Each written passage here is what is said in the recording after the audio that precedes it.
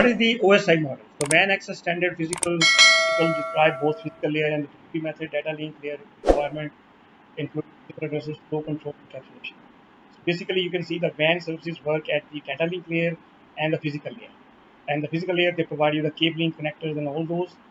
Data link layer, they have the WAN services like HDFC, Framelay, Ethernet, WAN, and PRS, and VNet.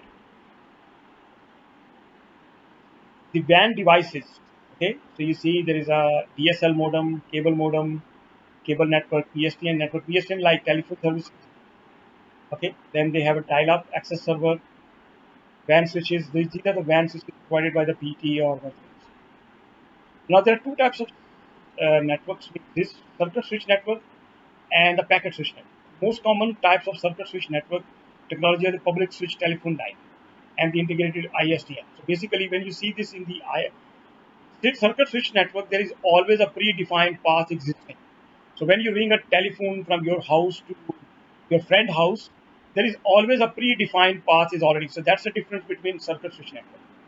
Basically, in the circuit switch network, there's always a predefined path. Okay, between the two end devices. The physical circuit exists. So, for example, when you define call from your to your friend, it goes to the local exchange, and from the local exchange, it goes further to their other exchange where the people are connected. So there is always a defined path existing. In the packet switch network, split data into packets and are routed over the shared network. Packet switching allows many pairs of node to communicate over the same channel. So you can see there is no, first of all, there is no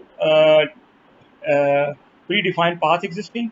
Whatever the best path existing, it will take that. Plus the packet which allow many pairs of nodes connected for the same channel. So what happened in the previous example, if you see, this communication is happening and this is dedicated for it. But in the packet switch network, the many servers or many end devices are connecting. Maybe they're using the same path.